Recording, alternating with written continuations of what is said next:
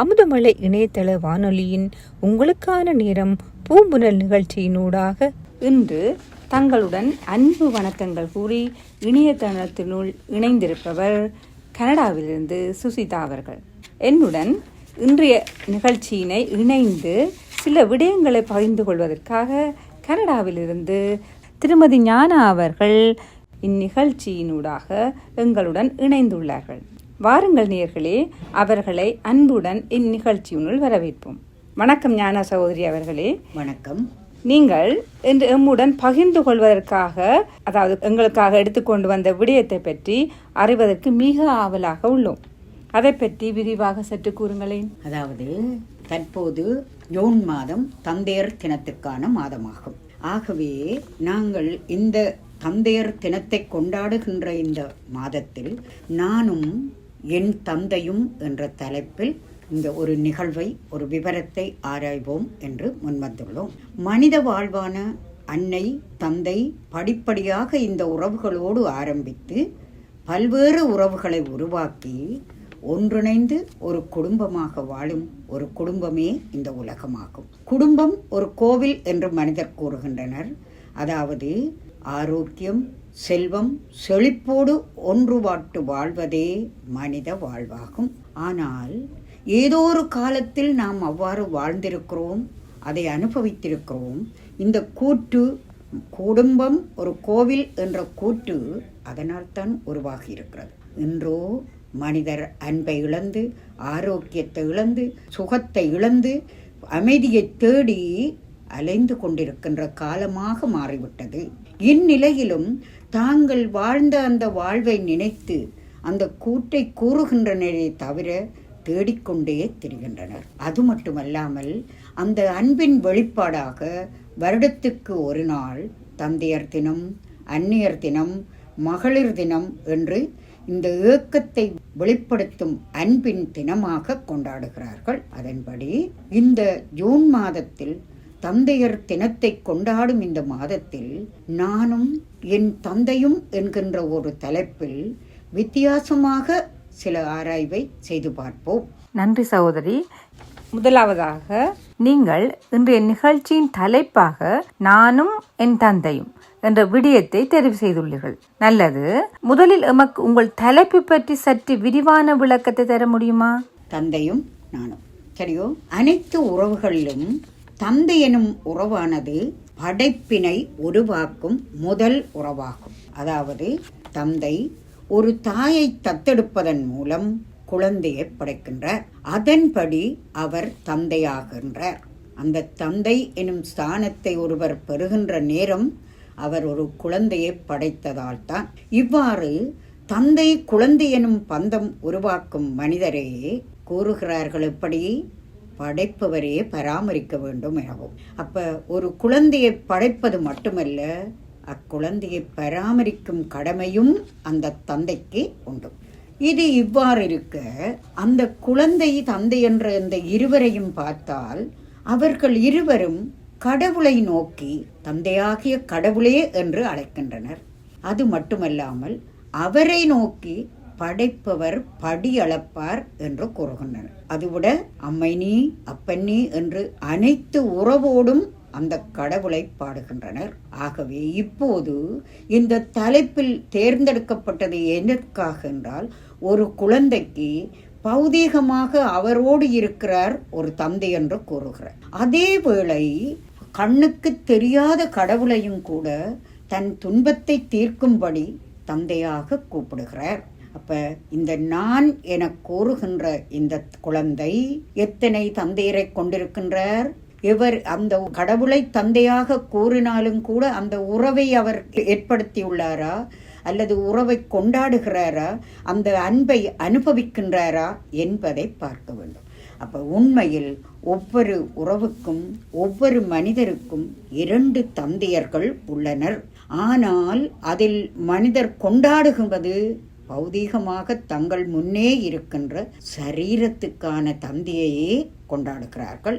ஆத்மாவின் தந்தையான, ஆத்மா என்கின்ற தனது தந்தையான பரமாத்மாவை தந்தையாக கூறுகின்றனரே தவிர அந்த உறவை மெருகூட்டுவதில்லை. ஆகவேதான் முதலில் நான் யார் என்று அறிந்தால் என் தந்தை யார், உண்மையான தந்தையார், உண்மையில் நான் யார் என்ற விளக்கத்தை விளங்க முடியும். ஏனென்றால் கடவுளை எப்போது நாம் கூப்பிடுகிறோம்? துன்பம் வரும்போது மட்டுமே. ஆனால் சாதாரணமாக அவரை நாம் தேடுவதில்லை. அவை இப்போ உண்மையை நாங்கள் உணர்ந்து கொள்ளும் நேரம் இது. ஆகவேதான் இந்த தலைப்பை தந்தையும் நானும் என்ற இந்த தலைப்பை நான் தேர்ந்தெடுத்துள்ளேன். நன்றி சகோதரி, நல்ல விளக்கம் தந்தீர்கள். பௌதிகமாக மனுஷராயிருக்கும் ஒருவர் கண்ணுக்கு தெரியாத கடவுளை தந்தை என்கிறார். இத்தகைய சூட்சுமமான ஒரு உறவை ஏற்படுத்தும் அவரை பற்றி கூற முடியுமா? ரைட். ஒருவரை நீங்கள் யார் என்று நீங்கள் கேட்டீர்கள் என்றால் அவர் என்ன சொல்லுவார்? தன்னுடைய பெயரை சொல்லுவார்.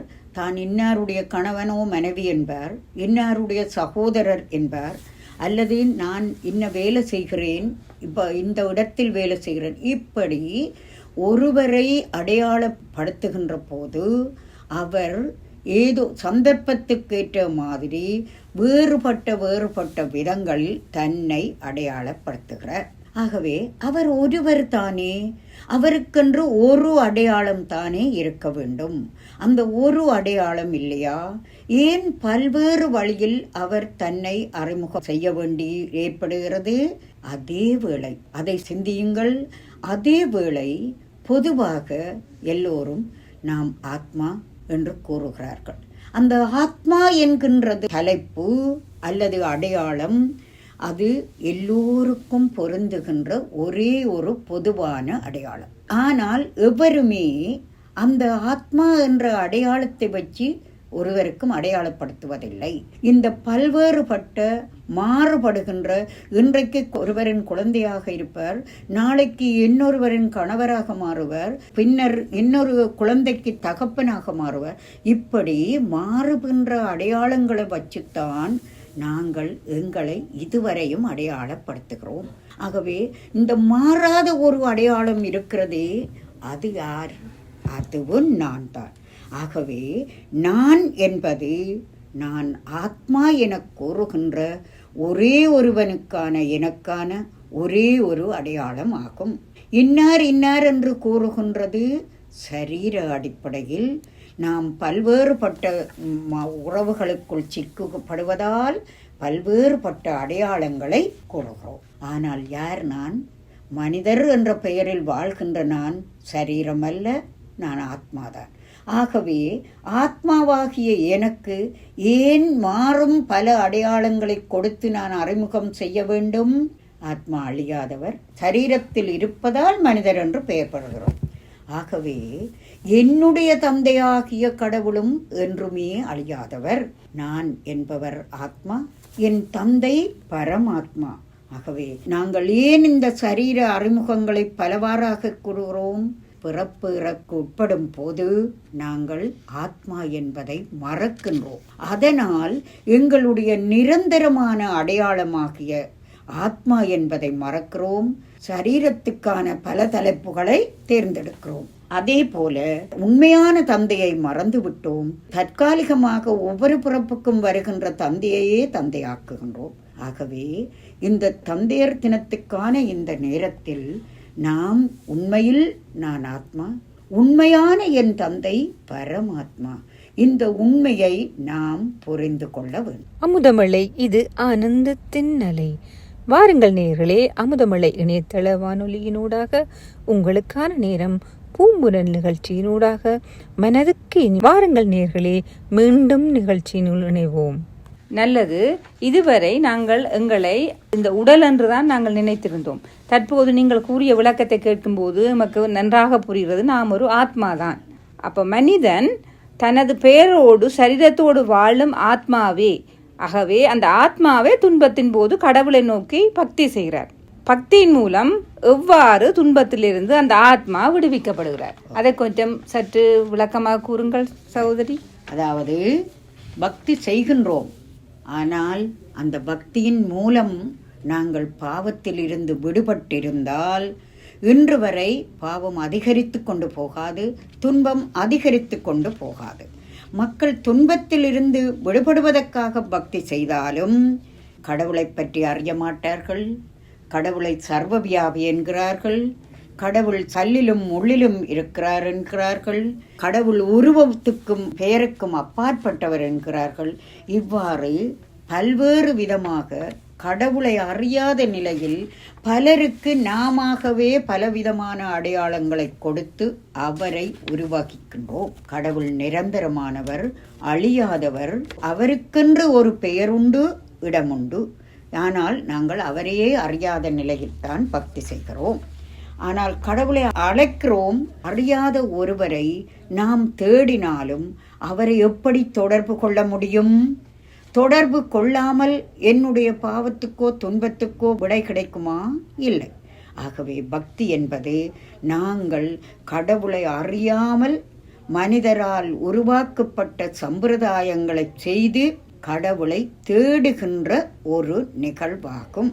அடுத்ததாக பக்தி ஏன் செய்கின்றோம் என்று பார்த்தால், ஒரு விதத்தில் எனக்கு ஒருவர் நன்மை செய்திருந்தால் திரும்ப எனக்கு கஷ்டம் வருகின்ற போது உடனடியாக எனக்கு அவருடைய நினைவு வரும். அதே போல கடவுள் வந்து எனக்கு நன்மை செய்திருக்கிறார், அந்த செய்த விடுதலையாக்கியதற்கான நினைவு திரும்ப துன்பம் வருகின்ற போது அவரது நினைவு வருகிறது. அதனால் தேடுகின்றேன். அதனால் நான் உருவாக்கிய சம்பிரதாயம்தான் பக்தி. அதைவிட அவர் செய்ததை நினைத்து நன்றி தெரிவிக்கும் ஒரு சம்பிரதாயமும் தான் பக்தி. ஆகவே அவரை சந்திக்காமல் நான் நன்றியை தெரிவித்தாலும் சரி, அவரை தேடி தேடி அலைந்து வழிபட்டாலும் சரி, நான் சந்திக்காமல் எந்த பலனையும் பெற முடியாது. ஆகவே பக்தியால் என்னால் துன்பத்தை நீக்க முடியவில்லை. அதேவேளை மூன்றாவதாக பார்த்தால், எல்லோரும் பக்தி செய்கின்ற போது என்ன சொல்கிறார்கள்? கடவுள் எனக்கு வருவார், என்னிடம் வருவார், ஏதோ ஒரு வடிவத்தில் வருவார், எனக்கு பலனை தருவார் என்ற நம்பிக்கையோடு தான் பக்தி செய்கிறார்கள். ஆகவே பக்தியின் பலன் என்ன என்பதை சரியாக சிந்திக்க வேண்டும். கடவுளை சந்திக்க வைப்பதுதான் பக்தி, அதுதான் பக்தி. ஆனால் நாங்கள் என்ன செய்கிறோம்? வருவார் என்று நம்புகின்ற நாம் வருகின்ற எல்லோரும் கடவுள் என்று எடுக்கின்றோம். அதிலே ஏமாற்றப்படுகின்றோம். அந்த ஏமாற்றத்தால் மனவிரக்தி அடைகின்றோம். மனவிரக்தி அடைந்து எங்கள் முயற்சியையே நாங்கள் கைவிடுகிறோம். ஆகவே உண்மை என்னென்றால், கடவுள் வருகின்றார் தான், பக்தரை நோக்கி வருகின்றார். அந்த கடவுளை நாம் சந்திக்காமல் எங்களுடைய பாவம் அழியாது. அவரது வழிகாட்டலால் நான் என்னுடைய நிலையை மாற்ற முடியாது. பக்தி என்பது கடவுளை சந்திக்காமல் அந்த பலனை பெற முடியாத நிலையில் நாம் தொடர்வதுதான் பக்தி. இப்போது நான் இருப்பது பாவ ஆத்மாவாக. ஆகவே கடவுள் வந்துதான் என்னை தேர்ந்தெடுக்கின்றார். நான் செய்த பக்தியின் பலன் கடவுள் வந்து என்னை ஏதோ ஒரு வழியில் தன்னுடைய வழிகாட்டலுக்கு, தன்னுடைய கல்விக்கு என்னை தேர்ந்தெடுப்பதுதான் நான் செய்த பக்தியின் பலன். அதை ஏதோ ஒரு வழியில் கடவுள் எனக்கு அந்த தகுதியை தருகிறார். பின்னர் நான் அந்த கல்வியை கற்று என்னை மாற்றுவதுதான். நான் பாவம் அழிக்கிறதுக்கு அந்த ராஜயோகம் என்ப அவருடைய கல்வியால் நான் கற்று தியானத்தையும் செய்கிற போதுதான் பாவம் அழியும். ஆகவே நான் எதுவரை பக்தி செய்தாலும் பக்தியின் சம்பிரதாயங்களால் பாவம் அழிக்க முடியாது. ஆனால் பக்திக்கு பலன் இருக்கிறது. பக்தியின் பலன் கடவுளை சந்திக்க வைப்பது, ஞானத்தை பெறுவது. அந்த ஞானம் கடவுளால் தரப்படுகிறது. அந்த ஞானத்தின் மூலம் யோகத்தை செய்துதான் நாம் பாவத்தை அழிக்க முடியும். இதை நாம் புரிந்து கொள்ள வேண்டியது இந்த நேரத்தில் அவசியம். ஏனென்றால் இந்த கலியுகத்தின் இறுதிதான் கடவுள் வந்து எங்களை எங்களுடைய பாவத்தில் இருந்து விடுவிக்கின்ற நேரம். மிகவும் நல்லது. நீங்கள் கூறியது போல பல பக்தர்கள் தற்போது பக்தி செய்து, அதாவது கடவுளை காண்பதற்காக பக்தி செய்கிறார்கள். அப்படி கடவுளை தேடி பக்தி செய்தும் பக்தரிடம் கடவுள் வருகிறார் என்றால் எவ்வாறு அவர்கள் கடவுளிடம் தொடர்பை பெற்று துன்பத்திலிருந்து விடுதலை பெறுகிறார்கள்? ரைட். கடவுள் வருகிறார், கடவுள் என்னை தேர்ந்தெடுக்கிறார் என்பதை முதல் நினையுங்கள். அப்ப நான் கடவுளை நோக்கி என்னுடைய மனசை முழுமையாக அர்ப்பணிக்கும் போது கடவுள் ஏதோ ஒரு வடிவில் என்னை இந்த ஞானத்துக்கான குழந்தையாக தேர்ந்தெடுப்பார். அடுத்ததாக தன்னை அறிய தனக்கொரு கேடில்லை என்று சொல்லப்படுகிறது. இது யார் சொன்னது? மனிதர் தான். அப்போ நாங்கள் எங்களை அறியாமல் இருந்திருக்கிறோம் என்பது தெரிகிறது. அந்த அறியாமல் இருந்து திரும்ப அறிந்திருக்கிறோம் என்பதால் தான் தன்னை அறிய தனக்கொரு கேடில்லை என்று கூறினோம். அப்போ அந்த அறிகின்ற வேளையில் அந்த மகத்துவத்தை நாங்கள் புரிந்து கொள்ளக்கூடியதாக இருந்திருக்கின்றோம். ஆகவே அந்த தன்னை அறிதல் என்பதுதான் முதலில் கடவுள் வந்து எனக்கு கற்பிக்கின்றார். தன்னை அறிதல் என்பது, நான் என்னை சரீரமாக கருதினால் பல பக்கத்தால் நான் பிழையான அறிமுகங்களை கொடுப்பேன், பிழையான வழியில் முயற்சி செய்வேன். ஆகவே நான் என்னை ஆத்மாவாக அறிந்து ஆத்மாவாக கருதி ஆத்மாவின் தெய்வீக குணங்களோடு வாழ வேண்டும் என்பதைத்தான் கடவுள் எனக்கு அறிய வைக்கின்றார். அப்போ முதலில் கடவுள் தன்னை எனக்கு அறிவிப்பதுடன் என்னை எனக்கு அறிவிக்கின்றார்.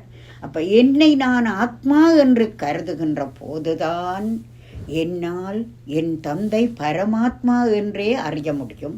அதை அவர் கூறுகின்ற வழியை கேட்க முடியும், அதை கிரகிக்க முடியும், அவரோடு தொடர்பு கொள்ள முடியும், துன்பத்தை தீர்க்க முடியும். உண்மையில் பக்தர் என்று சொன்னாலும் அவர்களின் தப்பில்லை. ஏனென்றால் கடவுளை அறியாது விட்டாலும் தன்னை முழுமையாக கடவுளிடம் அர்ப்பணித்து பக்தி செய்யும் பக்தர் ஒருவருக்கு கடவுள் தானாக தன்னை வெளிப்படுத்துவார். அப்படித்தான் நாங்கள் இந்த ஞானத்துக்கு தெரிவு செய்யப்படுகிறோம். அதன்படி அவர் எப்போது வருகிறார்? அவரே கூறுகிறார், அதர்மம் தலை தூக்கும் போது நான் அவதரிப்பேன் என்று. அந்த அவ்வாறு கூறிய கடவுளும் அதற்குரிய நேரம் இப்போது கலியுகத்தின் இறுதிதான், அதர்மத்தின் உச்சக்கட்டம். அந்த நேரத்தில் இப்போது அவதரித்து ஒவ்வொரு சக்கரத்திலும் அவதரித்து அவர் தன்னுடைய கடமையை செய்கின்றார்.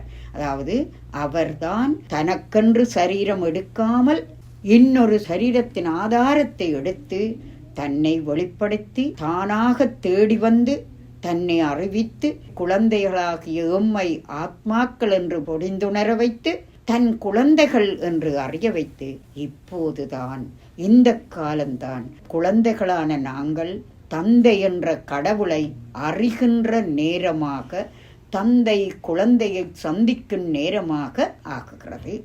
அதன் பின்னர் எப்போதும் நாங்கள் கடவுளோடு தொடர்பு கொள்ள முடியாத நிலைதான் இருக்கிறது.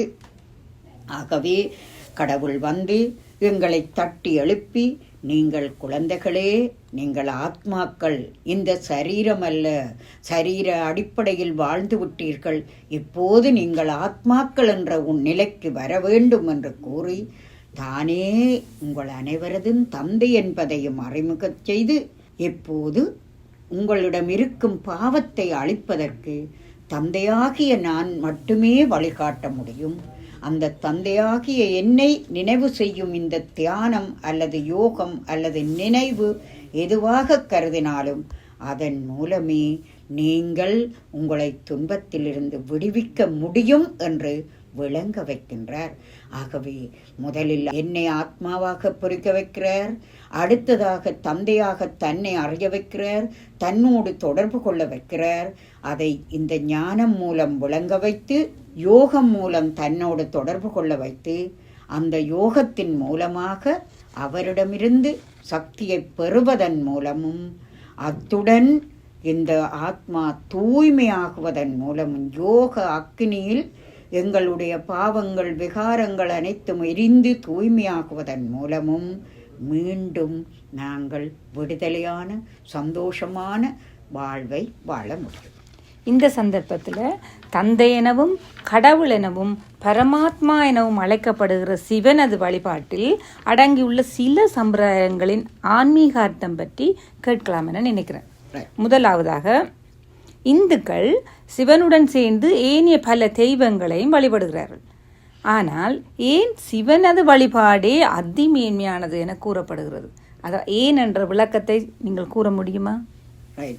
அதாவது இந்துக்கள் தான் பலரை வழிபடுகிறார்கள், சரியோ? அப்ப அந்த சிவன் என்றுமே பிறப்பெடுக்காதவர், என்றும் அழியாதவர், எல்லாவற்றிலும் கடந்து நிற்பவர், எல்லா ஆத்மாக்களுக்கும் தந்தையானவர், எல்லா ஆத்மாக்களையும் வழிப்படுத்துபவர், வழிகாட்டுபவர், மேன்மையாக்குபவர். அவர்தான் சிவன். அவர் மட்டுமே கடவுள். ஆனால் தெய்வங்கள் என்பவர்கள் மனிதர்களே கூற்றுக்களை சொல்லுவார்கள், மனிதன் தெய்வமாகலாம், மனிதன் தேவனாகலாம். அப்ப மனித நிலை என்பது மனித ஆத்மாக்களின் பாவமான துன்பமான நிலைதான் மனித நிலை. அதே ஆத்மாக்கள் அந்த பாவத்தை தீர்த்து துன்பத்தை இருந்து விடுபடும் போது தெய்வ நிலைக்கு, தேவ நிலையில் தேவர்களாக வாழ முடியும். அந்த தூய்மை ஆகின அந்த நிலைதான் தெய்வங்களின் நிலை. அப்போ அந்த தூய்மை யாரால் நடைபெறுகிறது? முன்வினாவில் சொன்னது போல ஒவ்வொரு ஆத்மாக்களும் இன்றைக்கு கலியுகத்தில் பாவத்தோடு இருக்கின்றோம். அந்த பாவத்தை தீர்ப்பதற்காக, அதிலிருந்து விடுவிப்பதற்காக கடவுள் மட்டுமே அவதரிக்கின்றார். அந்த கடவுளின் வழிகாட்டலால், இந்த ராஜயோக தியானத்தால் மட்டுமே நாங்கள் அதிலிருந்து விடுபடுகிறோம். ஆகவே ஆத்மாக்கள் அனைவரும் குழந்தைகள், அனைவரது தந்தையும் பரமாத்மா சிவன் ஒருவரே. அந்த தந்தைக்கு மட்டும்தான் இந்த பொறுப்பு உண்டது, அவருக்கு மட்டும்தான் இந்த வழியும் தெரியும். ஆகவே அவர் எங்களை இந்த கலியுக இறுதியில், ஒவ்வொரு கல்பத்திலும் கலியுக இறுதியில் தூய்மையாக்கி சற்கதி என்னும் அந்த சத்தியமான நிலையென்ற சொர்க்கத்தில் வாழுகின்ற அந்த தேவ நிலையை எங்களுக்கு உருவாக்கும்படி கற்பிக்கின்றார். ஆகவே கடவுள் மட்டும்தான் சத்தியமானவர், அவர் மட்டும்தான் சற்கதியை அருள முடியும். ஆகவே அவருடைய வழிபாடுதான் அதி மேன்மையானது. ஆனால் அதேவேளை தெய்வங்களையும் வழிபடுகிறார்கள். ஏன் வழிபடுகிறார்கள்? அந்த அதிமேலான தந்தையின் மூலமாக இந்த மனித நிலையில் இருக்கின்ற விகாரத்தோடு இருக்கின்ற ஆத்மாக்கள் சிலர் அந்த கல்வியை பெற்று தூய்மையாகின்றார். அந்த தூய்மையால் அவர்களும் ஏனைய தன் சகோதர ஆத்மாக்களுக்கு நன்மையை செய்ய முடியும், அதாவது கடவுளை காட்ட முடியும். அந்த தூய்மையாகிய அந்த சிறப்புத்தான் தெய்வங்களாக வழிபடப்படுகின்றார்கள். ஆனால் அவர்கள் யாரால் வந்தார்கள்? கடவுளால் மட்டும்தான் வந்தார்கள். ஆகவே இந்த மனித நிலையில் இருக்கின்ற குழந்தைகளை தெய்வ நிலை என்கின்ற சற்கதி அருள்பவர் கடவுள் மட்டுமே. ஆகவேதான் சிவனுடைய வழிபாடு மிக மேன்மையானதாக கருதப்படுகிறது. சரியோ? அந்த மேன்மையான ஆத்மாக்கள் தான் சாலிக்கிராம்களாக வழிபடப்படுகிறார்கள். நாங்கள் சிவனுக்கு மலர்களை அர்ச்சிக்கிறோம். அப்படி மலர்களை அர்ச்சிக்கும் போது அழகான ரோஜா மலர்களை அர்ச்சிப்பதுடன் கூடவே எருக்கலம்பூ, அதாவது எருக்கலம்பூ என சொல்லப்படுகிற அக்மலரையும், அதாவது எந்த வாசனையுமற்ற அந்த மலரையும் அர்ப்பணம் செய்கிறோம். அதற்கான காரணத்தை கொஞ்சம் சற்று விளக்கமாக கூறுங்களேன். சிவனுக்கு மட்டும்தான் எருக்கலம்பூ, அதாவது அக்மலரை அர்ப்பிப்பார்கள். ஆனால் அதே நேரம் அவருக்கு அதை மட்டும்தான் அர்ப்பணிக்கவில்லை, அழகான ரோஜா மலர், வாசனையான மலரையும் அர்ச்சிக்கிறார்கள். ரைட்டோ? அப்போ அது இந்த கருத்து எங்களுக்கே விளங்குது. அக்மலர் எதை குறிக்கிறது? இன்றைக்கு கலியுகத்தில் பாவ ஆத்மாவாக எந்த தெய்வீக குணங்களின் வாசனையும் இல்லாமல் வாழ்ந்து கொண்டிருக்கின்ற எங்களை குறிக்கிறது. இந்த அக்மலரையும் எந்த ஒரு தெய்வங்களும் மாற்ற முடியும், அது எந்த ஒரு பக்தியாலும் மாற்ற முடியாது. அப்படி இருக்கின்ற எங்களை இந்த சிவனிடம் நாங்கள் எங்களை அர்ப்பணிக்கின்ற போதுதான் எங்களை திரும்ப அழகிய ரோஜா மலராக, தெய்வீக மலராக, தேவர்களாக அந்த சிவன்தான் மாற்றுகின்றார். ஆகவே அந்த எருக்கலம்பூ எந்த கடவுளுக்கும் வைப்பதில்லை, சிவனை தவிர. அப்ப எங்களை மாற்றுகின்ற எங்களுடைய தந்தை இந்த நேரத்தில் எருக்கலம்பூவாக இருக்கின்ற எங்களை தந்தையாக தத்தெடுத்து அந்த நிலையில் இருக்கின்ற எங்களை கற்பித்து துப்பரவாக்கி சற்கதி அருளுகின்ற அந்த நிலையை இப்போதுதான் கடவுள் எங்களுக்கு செய்து கொண்டு. ஆகவே இந்த எருக்களம் பூவை வர்ச்சிக்கின்ற எமக்கு நாம் அப்படி இருந்திருக்கிறோம், எங்களை அப்படி செய்திருக்கிறார் என்ற ஞானத்தை இறைவன் வந்து சொல்லும் போதுதான் தெரிகிறது. அதற்கு முன்னர் நாங்களும் பக்தியில் அதையெல்லாம் செய்தோம், ஆனால் எந்த விளக்கமும் எங்களுக்கு தெரியாது. அப்ப இப்போது பக்தி செய்கின்ற எவருக்குமே தாம் செய்கின்ற அந்த பக்தியின் உள்ளே உள்ள ஆன்மீக அர்த்தம் புரியாமல் ஏதோ சில விடயங்களுக்கு சில சம்பிரதாயங்கள் என்று மட்டும்தான் செய்கிறோம். ஆனால் உண்மையில் அதற்குள்ளே இருக்கின்ற ஆன்மீக அர்த்தம் இப்போது இந்த இறுதி நேரத்தில் கடவுள் வருகின்ற போது நாம் செய்கின்ற அந்த கடவுளை சந்திக்கின்ற நாம் செய்கின்ற அதில் பெறுகின்ற அனுபவத்தின் அடிப்படையில் பின்னர் அரைவாசி மறக்கப்பட்ட பின் நாமாக உருவாக்குகின்ற சம்பிரதாயம்தான் பக்தி. ஆகவே பக்தி என்பது நாம் எங்களுடைய மனதில் இருக்கிறவற்றை வைத்து நாம் வழிப்படி உருவாக்கிய சில சம்பிரதாயங்கள். ஆனால் அதற்குள்ளேயும் சில ஆன்மீக அர்த்தங்கள் இருக்கின்றன. அதன் உண்மையை இப்போதுதான் நாங்கள் செய்து கொண்டிருக்கிறோம். அந்த எருக்களம் பூ போல இருக்கின்ற நாங்கள் இப்போதுதான் சிவன் மூலமாக ஆன்மீக ரோஜாக்களாக மாறி சொர்க்கத்தை அலங்கரிக்கப் போகின்றோம். நன்றி சகோதரி. சிவ வழிபாட்டிலே அடங்கியுள்ள அந்த ஆன்மீக ரகசியங்களின் அர்த்தத்தை நீங்கள் நன்று விளக்கமாக எங்களுக்கு எடுத்துரைத்தீர்கள். நன்றி சகோதரி. என்ன ஒரு கேள்வி உங்கள்ட்ட நான் கேட்கலாம் இருக்கிறேன். சிவனை தந்தையா கொண்டாடும் மக்கள் சிவராத்திரி விரதம் அனுஷ்டிப்பதன் அர்த்தம் என்ன? அதையும் கூறுங்களேன். சிவராத்திரி சிவனுக்கான ஒரு விரதம் என்பதால் நீங்கள் அந்த கேள்வியை கேட்கிறீர்கள். ஆனால் இந்த வேளையில் சிவனை தந்தையாக நாங்கள் இப்போது தந்தையர் தினத்தில் உண்மையான தந்தை சிவனே, அவர் அனைவருக்கும் தந்தை, உலகம் முழுவதற்கும் தந்தை என்பதை விளங்கிக் கொண்டீர்கள். இதிலிருந்து இந்த சிவராத்திரி எவ்வாறு உருவாகியது என்பதில் கூட அந்த தந்தையர் வந்தது எங்களுக்கு விளங்குகிறது. அப்ப இந்த நேரத்தில் சிவன் உண்மையில் பிறப்பு இறப்புக்கு வராதவர், மேலே இருக்கும் அப்பால் இருக்கும் உலகமாகிய பரந்தாமத்தில் வசிப்பவர், சரீரம் எடுக்காதவர். அதனால் தான் நாங்கள் கடவுளே என்று கூறுகின்ற போது அண்ணாந்து மேலே பார்க்கிறோம். அவருக்கு பேர் இருக்குது, வீடு இருக்குது. அவர் சரீரம் எடுக்காதபடியால் இவ்வுலகவாசியாக வருவதில்லை. அப்படி அந்த நிலையில் இருக்கின்ற சிவன் இங்கே தர்மம் தலை தூக்கும் போது நான் அவதரிப்பேன், யாருக்காக? தன் குழந்தைகளுக்காக அவதரிப்பேன் என்று சொன்ன வாக்கிற்கிணங்க அவர் இந்த உலகத்தில் அவதரிக்கின்றார், குழந்தைகளை வழிபடும். அப்ப அதனால் அவர் வந்தார் என்பதற்காக என்ற இந்த உலகத்தில் வாழ்ந்து கொண்டிருக்கிற நாம் சிவராத்திரியை கொண்டாடுகிறோம் என்றால், இந்த உலகத்தில் அவர் வராவிட்டால் அந்த சிவராத்திரி என்ற ஒரு கொண்டாட்டமோ விரதமோ அவருக்காக நாங்கள் உருவாக்கி இருக்க முடியுமோ? காணாத ஒருவருக்கு நாங்கள் கொண்டாட்டம் வைப்போமா? அவருக்கு நன்றி சொல்லுவோமா? அவருக்காக விரதம் இருப்போமா? கோயில்கள் கட்டுவோமா? விக்கிரகங்களை உருவாக்குவோமா? சிவலிங்கத்தை வழிபடுவோமா? இல்லை. ஆகவே அவர் வந்திருக்கிறார்.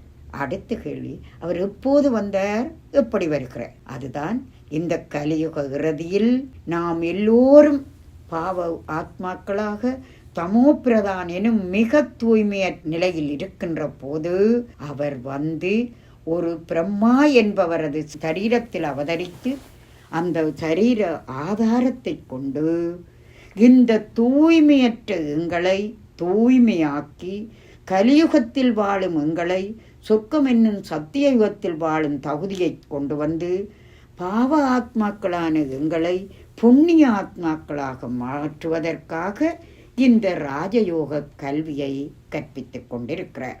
அப்ப அவர் வந்ததன் ஞாபகார்த்தம்தான் சிவராத்திரி. அடுத்தது நீங்க கேட்டது போல அது ஏன் ராத்திரி என்று கொண்டாடுகிறோம் என்று பார்த்தால், இரவு என்பது பௌதீக நிலையிலும் ஆன்மீக நிலையிலும் இருக்கின்றது. பௌதீக நிலையில் காலச்சக்கரத்தில் சுழன்று வருகின்ற போது பௌதீகமான இரவு வருகிறது. அதுபோல ஆத்மாக்கள் இந்த வாழ்க்கை சக்கரத்தில் அழியாதவர்கள் சுழன்று வருகின்ற போது அவர்கள் விவேகத்தை இழந்து தெய்வீகத்தை இழந்து அறியாமைக்குட்பட்டு பாவத்தை செய்கின்ற இந்த நேரம்தான் ஆன்மீகமான ராத்திரி. அந்த ஆன்மீக இருளில் இருக்கின்ற நிலைதான் கும்பகர்ண உறக்கம் என்று கூறப்படுகிறது. அந்த நிலையில்தான் நாம் இப்போது கலியுகத்தில் இருக்கிறோம். ஒரு டாக்டராக இருக்கலாம், ஒரு என்ஜினியராக இருக்கலாம், என்ன பதவியும் வகிக்கலாம். ஆனால் அவருடைய ஆத்ம நிலையில், ஆன்மீக நிலையில் அவர் விவேகமற்றவரே. அந்த நிலையில் இருக்கும் அறியாமையைத்தான் ராத்திரியாக நாங்கள் பௌதீக உணர்வில் இருப்பதால், சரீரம் என்ற உணர்வில் பக்தி செய்வதால் பௌதீகமாக அந்த இரவு முழுக்க கொண்டாடுகிறோம். அப்ப சிவன் வருகிறார். அவர் நேர காலத்துக்கு அப்பாற்பட்டவர். ஆனால் ஆத்மாக்கள் நாம் இறங்கி வந்த பின்னர் ஒளியாக இருந்தோம், வெளிச்சமாக இருந்தோம். இப்போது அறியாமை இருள் வந்துவிட்டோம். இப்போது எங்களுக்கு ஞான ஒளியை ஏற்றி விவேகமானவர்கள் ஆக்குவதற்கும், தூய்மையானவர்கள் ஆக்குவதற்கும், சதோப்பிரதானினும் சொர்க்க நிலைக்கு, தூய்மை நிலைக்கு கொண்டு வரவும், சொர்க்கத்துக்கு அனுப்பவும், அது மட்டுமல்லாமல் அவ்வளவுத்துக்கு தகுதியை உருவாக்குவதோடு கூடவே சொர்க்கம் என்கின்ற அந்த மிகப்பெரிய ஒரு ஆஸ்தியை எங்களுக்கு தரவும் தான் கடவுள் வருகிறார். பொதுவாக ஒரு தந்தையின் சொத்து குழந்தைக்குரியது. பௌதிகமாக ஒரு வீட்டையோ காரையோ அது சொத்தாக கொடுக்கிறார். ஆனால் இந்த எல்லையற்ற தந்தை எல்லையற்ற ஆஸ்தியாகிய 21 பிறவிகளுக்கு 2500 வருடங்களுக்கு சந்தோஷமாக வாழுகின்ற ஒரு உலகத்தையே எமக்கு ஆஸ்தியாக தருவதற்காக, அந்த ஆஸ்திக்கு உரியவராக அந்த தகுதியை பெறுவதற்காக, கற்பிப்பதற்காக வந்து கற்பிப்பதற்குத்தான் வருகிறார்.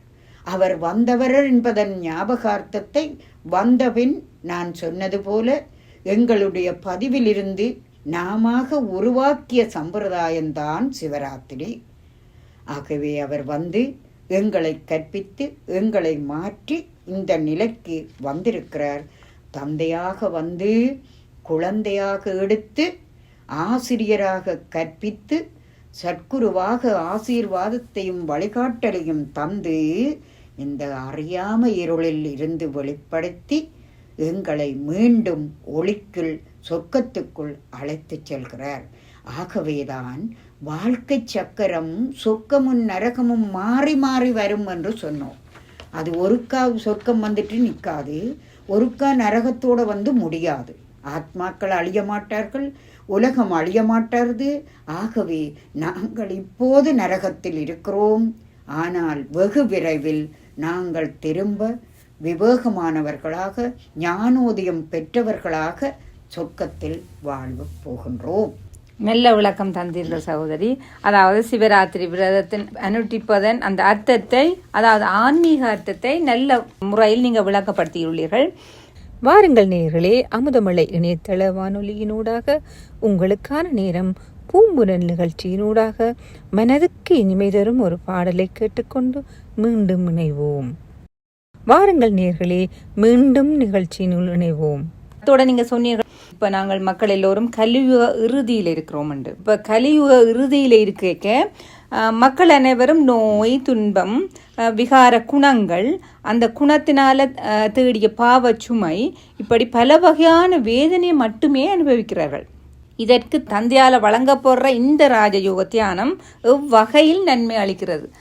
இப்போ பொதுவாக பார்த்தால் நோய் என்பது மிக கடுமையான நோய்கள். வைத்தியர்கள் கூட அந்த நோய்க்கு வைத்தியம் செய்துவிட்டு இறுதியில் என்ன சொல்லுவார்கள்? இனி இறைவன் வழி. ஏனென்றால் அவர்களுக்கு மேலே இறைவன் இருக்கிறார். அந்த இறைவனால முடியும் என்பதும் கூட மனிதராக வைத்தியராக பட்டம் பெற்று அதை செய்கின்றவர் கூட தன்னால் முடியாத ஒரு பட்சத்தில் இனி இறைவன் விட்ட வழி என்று கூறுவார். ஏன் எங்களுக்கு நோய் வருகின்றது என்பதை நாம் புரிந்து கொள்ள வேண்டும். நாம் இதுவரையிலும் பல பிறவிகளாக அந்த மனதை அசுத்தப்படுத்தி ஆத்மா பலவீனப்பட்டு ஆத்மா என்று மறந்து சரீரத்தின் குணங்களான காமம், கோபம், பற்று, பேராசை, அகங்காரத்தின் வசப்பட்டு சுயநலமானவர்களாக, பேராசை உடையவர்களாக, போட்டி பொறாமையோடு வாழ்ந்து அதன் வழி செயற்பட்டதால் நாங்கள் பாவத்தை தேடிவிட்டோம். இப்ப மனதை அமைதிப்படுத்தி அத்திவாரமாக நாங்கள் மனதிலிருந்து திரும்ப எங்களை சுத்தப்படுத்தி கொண்டு போகும். அதுதான் நோய்க்கு வழியும் நோய் இல்லாமல் இனி வாழ்வதற்கும் அத்திவாரமான வழி. அப்போ அதனால் பக்தர்கள் என்ன செய்கிறார்கள்? மனமது செம்மையானால் மந்திரம் ஜபிக்க வேண்டாம் என்று சொல்லப்படுகிறது போல மந்திரத்தை திரும்ப திரும்ப ஓதுவார்கள். ஏனென்றால் மந்திரம் ஓதும் போது மனம் அமைதிப்படும் என்று. உண்மை, அதை பிள்ளை என்று சொல்லவில்லை. ஆனால் எதுவரையும் அந்த மனம் அமைதிப்படும்? அந்த மந்திரத்தை நீங்கள் புத்தியினூடாக சொல்லும் வரைக்கும் சிறிது அமைதியாக இருக்கும். அது தற்காலிகம். ஆனால் மனதில் உள்ள அழுக்கு போகாமல் மனம் சரியான நிலையில் சிந்திக்க தொடங்குமா? இல்லை. ஆகவே இந்த வெறும் மந்திரத்தை சொல்லி தற்காலிகமாக அமைதிப்பட்டுட்டு அது முடிந்த அடுத்த நிமிடம் எங்கட மனம் சிந்திக்கிற எண்ணங்கள் எதிர்மறையான விகாரத்தன்மை கொண்டதாக இருக்கும். ஏனென்றால் ஆழ் மனதில் பதிவு அதுதான் இருக்கிறது. ஆகவே இந்த ராஜயோக தியானம் என்று நீங்கள் கூறியது போல இந்த ராஜயோக தியானத்திலும் இறைவன் ஒரு மந்திரம் சொல்கிறார். என்ன மந்திரம்? மன்மனா பவ. இது கீதையில் கூட குறிப்பிடப்பட்டுள்ளது. அந்த மன்மனா பவ என்ற மந்திரத்தை எங்களை வெறுமனே ஓதச் சொல்லவில்லை. ஆனால் பக்தியில் நாங்கள் ஓதிக்கொண்டிருக்கிறோம் புத்தியால் மட்டும். ஆனால் கடவுள் தருகின்ற இந்த ஒரு மந்திரம், அப்போ பல மந்திரத்துக்கு பதிலாக ஒன்றுதான் தர, அதுக்கும் எவ்வளவு சுருக்கம் என்று பாருங்கள். அந்த ஒரு மந்திரத்தையும் என்ன சொல்கிறார்? வெறுமனே நீங்கள் சொல்ல வேண்டாம். அந்த அர்த்தம் என்ன? உங்களுடைய மனதை கொண்டு வந்து என்னிடத்தில் பதியுங்கள். அப்ப மன்மனா பவ என்பதன் அர்த்தம் உங்கள் மனதை என்னிடத்தில் பதியுங்கள். அப்ப மனம் கடவுள்கிட்ட போய்விட்டால் அந்த மனதை பாதுகாக்கிற பொறுப்பு அவருக்குரியது. அப்ப எங்கட வேலை முடிஞ்சார் ஒன்று. இரண்டாவதாக பக்தியிலேயே சொல்கிறோம், பற்றுக பற்றட்டாம் தாளினை. அப்ப கடவுளுக்கு உடம்பிருக்கா? தாள் என்பது பாதம், கால். அவருக்கு உடம்பில்லாத ஆத்மாவாக இருப்பவருக்கு அவருடைய புத்தி தான் பாதம். அப்ப எங்களுடைய புத்தி அவருடைய புத்தியோடு தொடர்பு கொள்கின்ற போது அந்த புத்திக்கு சுத்தம் வருகிறது, சக்தி வருகிறது, நிதானம் வருகிறது, தெளிவு வருகிறது. அப்ப மனதை கொண்டே அவர்கிட்ட பதிக்கிறது, புத்தியை கொண்டே அவருடைய புத்தியோடு தொடர்பு கொள்ள செய்கிறது. இந்த இரண்டும் சேர்ந்து புத்தி தெளிவடைகிறது, நிதானப்படுகிறது, சரிபிழையை உணரக்கூடியதாக பிரித்தறிகின்ற சக்தி வருகிறது. அந்த நிலையில் புத்தி தவறானவற்றை சரியென்று இதுவரை எடுத்து தான் விரும்புவதை செய்த புத்திக்கு இப்போது சரியும் பிழையும் விளங்குகிறது. சரியை தெரிவு செய்ய வேண்டும் என்று விளங்குகிறது. இத்தகைய புத்தியானது சரியானதை தெரிவு செய்து சரியான நிதானமாக வருகின்ற போது மனம் என்ன செய்கிறார்? தன் பாட்டுக்கு புத்திக்கு பின்னால வருகிறார். இதுவரை புத்தி பலவீனமாக இருக்கிற போதுதான் மனம் புலன்களுக்கு பின்னால போய் பிழையானது எல்லாத்தையும் கொண்டு வந்து தன்னை குழப்பினவர். அப்போ எப்போது புத்தி சரியான நிலைக்கு வருகிறாரோ மனம் புத்திக்கு பின்னால வருகிறார். அப்ப ரெண்டு பேரும் சேர்ந்து, மனமும் புத்தியும், இவ ரெண்டு பேரும் தான் எங்களை வாழ வைப்பவரும் வீழ வைப்பவர்களும். அப்ப இந்த ரெண்டு பேரும் சேர்ந்து கடவுளோடு குவிய செய்வதுதான் தியானம். இவ ரெண்டு பேரும் கடவுளிடம் குவிகின்ற போது இரண்டும் சுத்தமாக்கப்படுகிறது, இரண்டும் தெளிவாக்கப்படுகிறது, இரண்டும் அமைதியாக்கப்படுகிறது. அப்ப ஒருவர் நோயில் இருக்கிற போது கூட வைத்தியர்கள் சொல்கிறார் என்றால் நோய் ஏற்படுகிறது எதனால்? நான் இதுவரையும் செய்த பாவ செயல்களின் விளைவு. ஆகவே அந்த பாவ செயல்கள், நாங்கள் செய்கின்ற இதுவரை செய்த பாவ செயல்கள் முதலாவது வழியாக இந்த இறைவனால் கற்பிக்கப்படுகின்ற ராஜயோக தியானத்தினால் தீர்க்கப்படும். இரண்டாவது வழியாக நான் எனக்கு வருகின்ற நோயாலும் மற்றவர்களால் வருகின்ற துன்பத்தாலும் தீர்க்கப்படும். இந்த இரண்டு முறையின் தவறினால் மூன்றாவது நானே என் கர்மத்துக்காக தண்டனையை, வேதனையை அனுபவிக்க வேண்டி வரும்.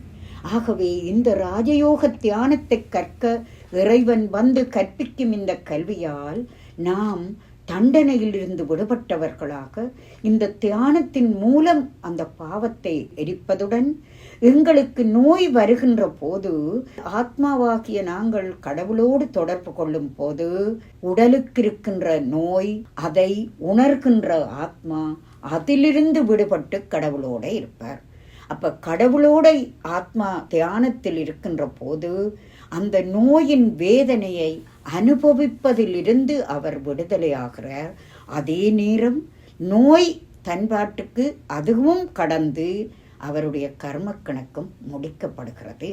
ஆகவே நோய் வருவதென்பது தீமை என்பதல்ல, எங்களுடைய கர்ம கணக்கை தீர்ப்பதற்கு.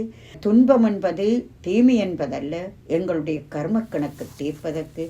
ஆனால் அதே வேளை அவற்றையெல்லாம் கடந்து நான் மேலே வர வேண்டுமாக இருந்தால் இறைவனின் தியானத்தின் மூலம் பெறுகின்ற சக்திதான் இவற்றை கடந்து நான் வெளியே வர வைக்கும். ஆகவே இப்போது இந்த பாவத்தோடு துன்பப்பட்டு கொண்டிருக்கின்ற இந்த உலகத்தில் உள்ள எல்லோருக்குமாகத்தான் இறைவன் இங்கு அவதரித்திருக்கிறார். குழந்தைகளுக்கான எங்களுக்காக கற்பித்துக் கொண்டிருக்கிறார். ஆனாலும் உலகம் முழுத கோடிக்கணக்கான குழந்தைகள் இருந்தாலும் ஒரு சிலர் மட்டுமே இந்த பாக்கியத்தை பெறுகிறார்கள். எல்லோரும் அந்த சிலரில் ஒருவராக வந்து இந்த தியானத்தை கற்று அந்த தியானத்தின் மூலம் எங்கள் எல்லோருடைய வாழ்க்கையையும் மேம்படுத்த முடியும், பாவத்திலிருந்து விடுபட முடியும். இதனால்தான் தியானம் அருமருந்து என்று கூறப்படுகிறது. ஆகவே இன்றைய நிலையில் தியானத்தை தவிர வேறு மருந்தே இல்லை. ஆகவே இந்த ராஜயோக தியானம் அந்த முறையாக எங்களை விடுதலை ஆக்குகிறது, துன்பத்தை வெற்றி கொள்ளச் செய்கிறது, சந்தோஷமான வாழ்க்கைக்கு எடுத்துச் செல்கிறது, தேவர்களாக மீண்டும் வாழ வைக்கிறது. அந்த நிலையில் எங்களுடைய அன்பு தந்தையாக, எங்களுடைய எல்லையற்ற தந்தையாக, உலகம் முழுவதுக்கும் ஒரு தந்தையாக எங்களுக்காக வந்து இந்த உலகத்துக்கு இப்போது இந்த ராஜயோக தியானத்தை கற்பித்துக் கொண்டிருக்கின்ற இந்த உண்மையான எல்லையற்ற அழியாத அன்பான தந்தைக்கு நாங்கள் தந்தையர் தினத்துக்கான அன்பையும் இனிமையையும் கொடுத்து எங்கள் கோடி நன்றிகளை தெரிவித்து நாங்கள் வாழ்வோமாக. நல்லது, நன்றி சகோதரி. நீங்கள் கூறியது போல, அதாவது நாங்கள் இந்த கலியுகத்தில் நிறைய பாவங்களை செய்து எங்களோட பாவச்சுமையை எங்களோட தலையில் வச்சிருக்கிறோம். நீங்கள் கூறியது மிகச்சரி. அந்த பாவச்சுமையை அகற்றுவதற்கான வழிமுறைகளை நீங்கள் விளங்கப்படுத்தி இருந்தீங்கள். அதில் முக்கியமாக இந்த ராஜயோக தியானத்தின் மூலம், அதாவது சிவனை நாங்கள் எவ்வாறு நினைப்பது என்பதை நீங்கள் விளக்கமாக கூறியிருந்தீர்கள். அதாவது நம்மை ஆத்மாவாக உணர்ந்து எங்களோட மனதையும் புத்தியையும் அவரோடு இணைப்பதன் மூலம் எங்களோட பாவச்சுமைகள் அழிக்கப்படுது. அந்த முறையில் நாங்கள் பாவத்தை அழிக்க இலகுவாக அழிக்கலாம். மற்ற முறைகளை விட இதை இலகுவாக அழிக்கலாம் என்பதை நல்ல விளக்கமாக நீங்கள் கூறியிருந்தீர்கள். நாங்கள் எல்லோரும் அந்த ராஜயோக தியான வகுப்பை கற்பதன் மூலம் நல்ல பலனை அடைஞ்சு கொள்ளலாம் என்று நினைக்கிறேன். அத்துடன் அமுதமலை இணையதள வானொலியூடாக தற்போது இந்த விளக்கமான உரையை ஞான சகோதரர்களுடன் நீங்கள் கேட்டுக்கொண்டிருப்பீர்கள். உங்களுக்கு இந்த ஞான கருத்துக்கள் மிக மிக பலனுள்ள வகையில் இருந்திருக்கும் என்று நினைக்கிறேன். உங்களுடைய ஃபீட்பேக்கை, அதாவது உங்கள் நிகழ்ச்சி பற்றிய உங்களுடைய கருத்துக்களையும் விமர்சனங்களையும் எமக்கு அனுப்பி வைக்குமாறு கேட்டுக்கொள்கிறேன். அனுப்ப வேண்டிய முகவரி feedback WhatsApp 919414152621. நீங்கள் மெயில் மூலமாக, அதாவது இமெயில் ஊடாகவும் உங்களுடைய ஃபீட்பேக்கை எமக்கு தெரியப்படுத்தலாம். Email ID feedback@amudamalai.in. இதுவரை இந்த தந்தையர் தினத்துக்கான எல்லையற்ற தந்தையான பரமாத்மா சிவனின் இந்த நிகழ்வை கேட்டுக்கொண்டிருந்த அனைத்து இணையதள வானொலி நேயர்கள் அனைவருக்கும் எங்கள் நன்றியை இதயபூர்வமாக தெரிவித்துக் கொள்கிறோம். நன்றி நன்றி நன்றி. அன்பார்ந்த நேயர் அவர்களே, இந்த நிகழ்ச்சியை கேட்டுக்கொண்டிருந்த எல்லோருக்கும் எமது அன்பார்ந்த நன்றிகள். நன்றி, வணக்கம்.